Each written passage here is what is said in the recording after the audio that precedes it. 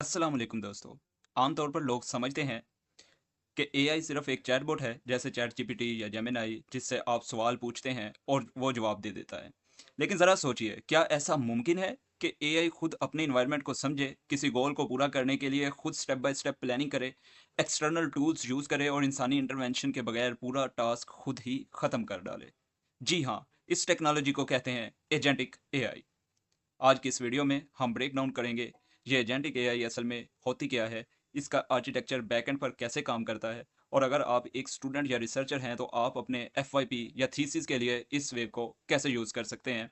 तो आइए वीडियो को एंड तक ज़रूर देखिएगा, ये आपके लिए बहुत ही बेनिफिशियल होगी। तो आखिर एक नॉर्मल एलएलएम और एजेंटिक एआई में क्या फ़र्क है? इसकी चंद मेन करेक्टरिस्टिक्स होती हैं एजेंटिक एआई की, जिसमें ऑटोनॉमी, ये बिना किसी कॉन्टिन्यूअस ह्यूमन इनपुट के अपने दिए गए ऑब्जेक्टिव को अचीव करने के लिए इंडिपेंडेंट काम करता है। Second is perception and action loop, ये इन्वायरमेंट को सेंस करता है, एक्शन लेता है, उसके रिजल्ट्स को ऑब्जर्व करता है और ज़रूरत पड़ने पर अपना तरीकाकार बदल लेता है। देन टूल इंटीग्रेशन आ जाता है, ये सिर्फ गेस नहीं लगाता बल्कि ज़रूरत पड़ने पर इंटरनेट ब्राउज कर सकता है, कोड रन कर सकता है और डेटाबेस या एपीआईज को कॉल भी कर सकता है।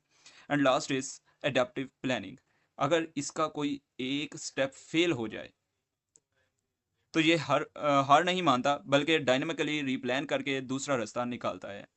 इसे कहते हैं एजेंटिक एआई के मेन करेक्टरिस्टिक। इसमें एक करेक्टरिस्टिक और भी है जो कि ऑप्शनल है, ह्यूमन इन द लूप, यानी ऑपरेट फुली ऑटोनोमस ऑपरेट करेगा। कोई भी सिस्टम जो हम एजेंट बना रहे हैं वो फुली ऑटोमेटेड ऑपरेट करता है, इसे कहते हैं human in the loop agentic system. And then अब बात करते हैं कि यह अंदरूनी तौर पर काम कैसे करता है। एजेंटिक एआई सिस्टम के बुनियादी तौर पर तीन मेन कंपोनेंट्स होते हैं, जिनको हम कहते हैं ब्रेन यानी core LLM, memory systems and tool environment interface. Brain क्या करता है? यह आमतौर पर एक पावरफुल फाउंडेशनल मॉडल होता है, जैसे जीपीटी 4o, क्लॉड या जेमिनाई, जो रीजनिंग और प्लानिंग संभालते हैं। मेमोरी सिस्टम्स क्या करते हैं? इनमें शॉर्ट टर्म मेमोरी होती है जो करंट कन्वर्सेशन को याद रखती है, और लॉन्ग टर्म मेमोरी होती है जिससे ये अपने पास्ट एक्सपीरियंसेस से सीखता है। And third is tool environment interface, ये क्या करता है? इसके ज़रिए एजेंट बैरूनी दुनिया से कनेक्ट होता है, जैसे web browsers, code execution, sand boxes, file systems और ईमेल या सीआरएम की एपीआईज।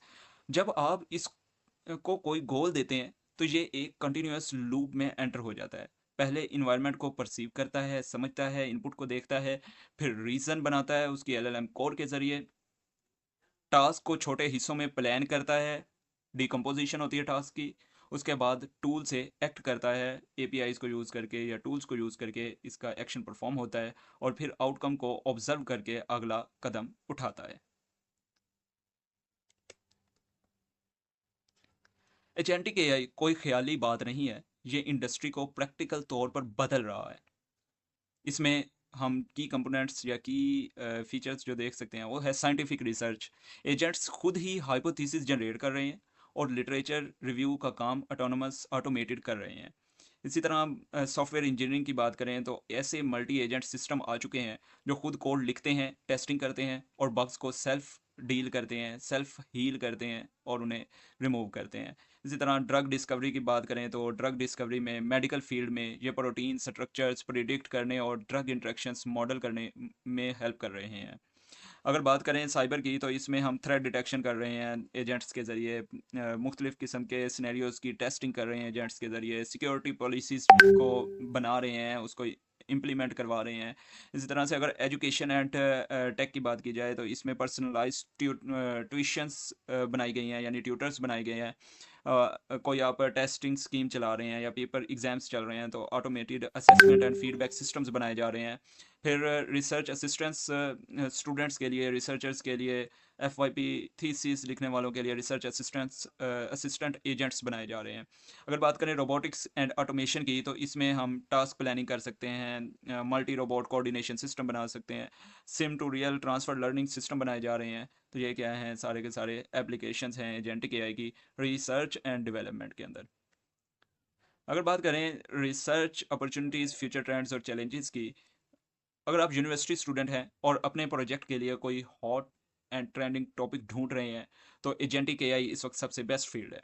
आप इन डायरेक्शंस पर काम कर सकते हैं, जिसमें अंडर ग्रेजुएट लेवल पर आप जो है रिसर्च एंड प्रोजेक्ट आइडियाज़ ले सकते हैं। उनमें हम कह सकते हैं कि एकेडमिक एडवाइजिंग के लिए मल्टी एजेंट चैटबॉट बनाना, agent based automated code review, और आपने कोई कोड लिखा है उसको रिव्यू करने के लिए ऑटोमेटेड एजेंट बनाना, लिटरेचर सर्वे करने के लिए एलएलएम एजेंट रेडी करना। ये क्या है, ये आप अंडर ग्रेजुएट लेवल पर इसको लेके चल सकते हैं। अगर मास्टर्स की बात करें तो आप लॉन्ग टर्म हॉरिजॉन टास्क के लिए मेमोरी ऑगमेंटेड एजेंट्स बना सकते हो। पर्सनलाइज्ड मेडिकल ट्रायज के लिए एजेंटिक एआई सिस्टम्स बना सकते हो। फैक्ट चेकिंग, किसी भी चीज़ की के फैक्ट्स को चेक करने के लिए मल्टी एजेंट डिबेट सिस्टम बना सकते हो। अगर पीएचडी की बात करें तो उसमें हम हमारे पास जो टॉपिक्स हैं, आइडियाज़ हैं, वो ये हैं कि ऑटोनोमस एआई सिस्टम्स में सेफ्टी और अलाइनमेंट डालना। ऐसे ऑटोनोमस एआई सिस्टम्स बनाना जिनके ज़रिए सेफ्टी और अलाइनमेंट क्रिएट की जा सके। इसी तरह मल्टी एजेंट इकोसिस्टम्स में बिहेवियर्स, इमर्जेंट बिहेवियर्स को चेक करना, ये भी क्या है, एक पावरफुल आइडिया है जिसको आप यूज़ कर सकते हो। एंड अगर बात करें चैलेंजेस की, तो लेकिन जहाँ ये टेक्नोलॉजी इतनी अमेजिंग है, वहाँ इसके कुछ चैलेंजेस भी हैं। लंबे टास्क में एजेंट्स कभी कभार हिल्यूसिनेशन यानी गलत इन्फॉर्मेशन का शिकार हो जाते हैं, और प्रॉम्प्ट इंजेक्शन अटैक्स जैसे सिक्योरिटी रिस्क भी होते हैं। इसलिए अगर आप स्टार्ट कर रहे हैं तो मेरी एडवाइस होगी कि स्टार्ट स्मॉल, अपने एजेंट को एक वक्त में एक टूल और एक गोल दें, और धीरे धीरे आहिस्ता आहिस्ता कम्प्लेक्सिटी बढ़ाते जाएं। अ, इससे आपके आइडियाज़ मज़ीद मजबूत होंगे, पावरफुल होंगे।